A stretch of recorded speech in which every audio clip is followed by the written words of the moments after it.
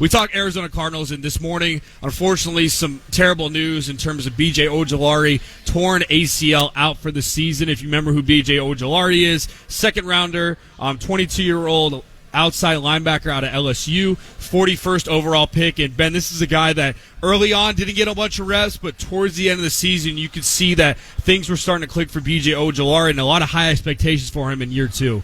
In a outside linebacker, pass rusher, edge rushing room that I've been in attendance for over the past week at camp, and what I'll just say is like it was already a very bare group to begin with, and now you lose B.J. Ojulari, who I wasn't necessarily bullish on him coming in and fixing all the pass rushing issues, but this is a huge blow. This is a guy that we expected to take a huge leap. Now, I wasn't in fantasy land. A lot of Cardinals fans were, he could have 12 sacks. Well, let's just hope he gets 8 of them. Let's just hope he doubles his sack total from last year. And now you have Zaven Collins and Dennis Gardeck, who are now the starting outside linebackers for this team. I love Dennis Gardeck as like my second string, third string guy. And Zaven Collins, I mean, it's just not there. He's a bust. He's not a good player. In terms of rushing the passer, that's not what he can do. And so this B.J. Ojulari thing is huge, and now it opens up the question of, in a weird sense, and you mentioned this to me yesterday, is this what's finally going to make Monti Ossenfort make a move? Yeah, I mean, we haven't seen Monti Ossenfort make a whole lot of moves when guys get injured. You saw a bunch of injuries last year in the defensive line, and they kind of just went next up mentality. But if you're a team, you've improved on the offensive side of the ball. You've addressed the defensive line interior needs in the offseason. And this is a team, Ben, in Arizona Cardinals, still got a lot of cap room. $35 million in cap room. You wonder if that's savings during the season, if more guys get hurt to replace them, or if they're maybe waiting for another season to go and get that free agent move. But you look at a depleted pass rush group, and we talked a couple weeks ago on some of the areas of concern for this Arizona Cardinals team being the pass rush. You lose your all-star in B.J. Ojulari, that room becomes slimmer and slimmer. And you're right, we've seen 3 or 4 years of Dennis Gardeck and Zaven Collins. I think we're all kind of done with that. We want to see what's next. So I ask you, if you're Monti Ossenfort, if you're the Arizona Cardinals, and I've seen a bunch of tweets about some possible scenarios, but what are some realistic moves the Arizona Cardinals can make in replacing B.J. Ojulari? Well, you mentioned and you said realistic, which I think is really hard for fans to grasp at times. This is a brutal injury, and it's a huge issue, but let's not make a big problem even worse. A lot of Cardinals fans, a lot of people out there, media are speculating, what about Matthew Judon? He wants a new contract. Matthew Judon is sitting out. Matthew Judon is coming off of what I would call the Chandler Jones year. If people remember correctly, the second to last year with the Arizona Cardinals in Chandler Jones, tore his bicep, or it was his tricep, something on his arm, tore his bicep, and then missed the rest of the season. Then the next season he comes back, was amazing for that first week. I got in a Twitter spat with the guy earlier today. Against Taylor Lewan and the Titans. He had like 5 sacks. He had 5 sacks. And someone said to me, why would you not want a Chandler Jones in his last year with his Cardinals? He had 10.5 sacks. Because 5.5 of those sacks came in the final 15 games of the season. He was irrelevant. He wasn't good. And so now you are risking that same issue, except the Cardinals got out of it because they didn't pay Chandler Jones like he wanted to be paid. So now Matthew Judon comes in the equation. That's a guy that wants to get paid, who was elite, but probably knows he's turning the page on the back nine of his career. That's why he wants a deal. He's going to be 32 before the season starts. He was injured last year, and he only had 4 sacks last year. That's an issue.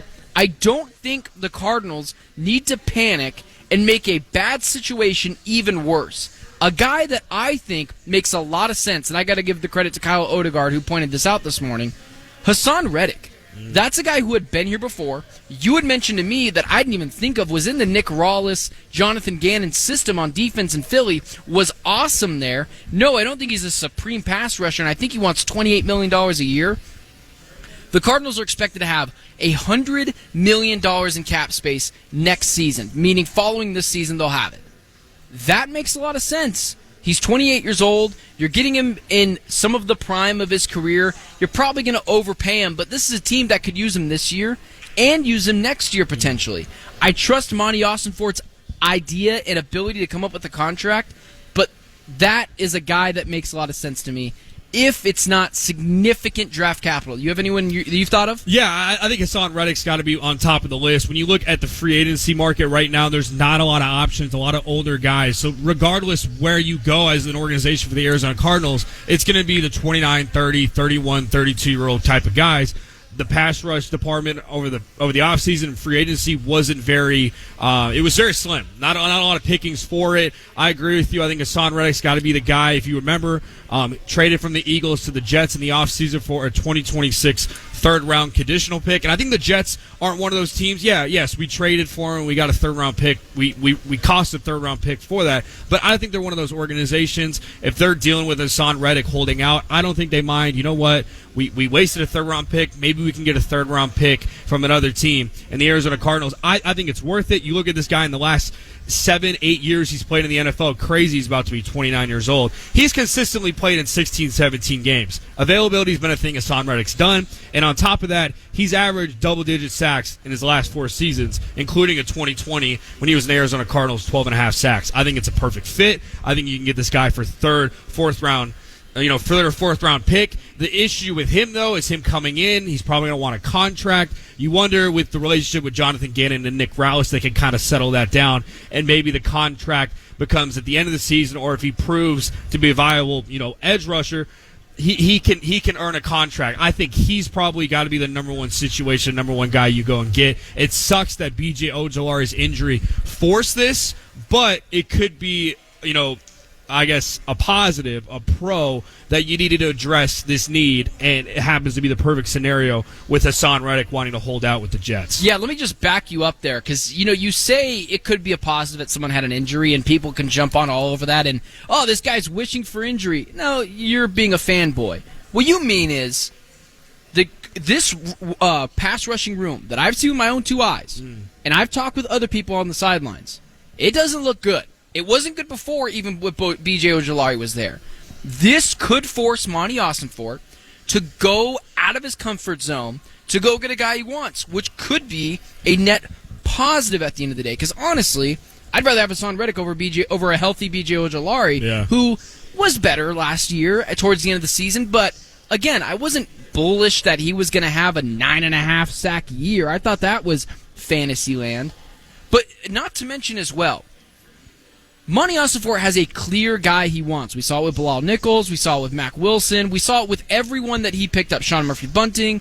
They have to be healthy, and they got to play a lot of games. Now, listen. When in free agency, people were asking for the craziest of go get Chris Jones. Like, guys, the Cardinals aren't that close to winning a Super Bowl. Now, they're close to competing for a playoff spot this year, but they're not winning a Super Bowl or making a conference championship game this year. Let's not go get Matthew Judon or a Chris Jones and waste all of our money for something that's going to happen this year that isn't going to result in a bunch of playoff wins. Haason Reddick fits the mold. He's never missed a game, which I didn't even realize until I looked at his stats. He's never missed a game. And this is a guy that's, over the last couple of seasons, 12.5 sacks, 11 sacks, 16 sacks, 11 sacks. Can he get 10? Which is a monstrous thing for this Cardinals pass rush. Like, people don't understand. I've seen the secondary group. I'm actually a lot higher on them now after just watching them. I think the secondary's not going to be elite, but it's going to be good, like above average. It's going to quickly turn into garbage if the pass rush isn't there, because you could add the whole Legion of Boom back there. If they didn't have Cliff Averill and Michael Bennett rushing the passer in their prime, it was not going to work out. So that's the issue with the Cardinals, is now that the pass rush is even worse potentially, that could make the rest of the defense look just horrible.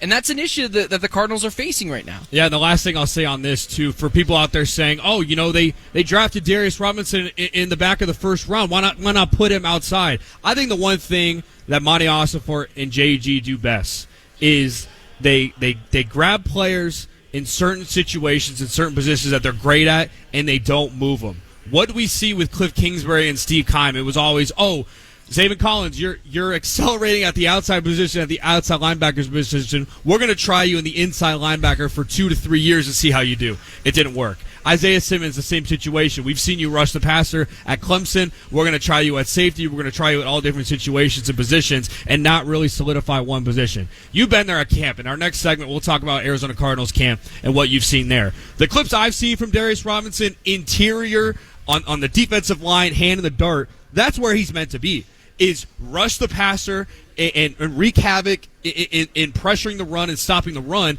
And he's blown away some of those interior defensive linemen, which I've been impressed by. You got to keep him here with Bilal Nichols, Justin Jones. That defensive line room looks a lot deeper with Darius Robinson. I just don't want fans to be like, oh, let's just move him outside out of a position that's not natural to him and put him in the edge rusher position, which he can play.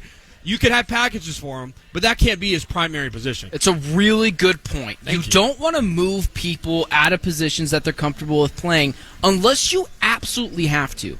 And right now, they don't absolutely have to. And also, it's a rookie. Let's not move players around. Let's figure that out. And, like, Darius Robinson, we'll get to it in just a second, but just briefly, he's been good at camp. Now, he has not been elite. He's been good. And that's all you can ask for with a rookie. And even at some points, better than some rookies on the team that we thought were going to be good as well, like a Trey Benson who hasn't looked amazing yet. Like, those are the type of things that I would agree with. It's don't just move people just to move people.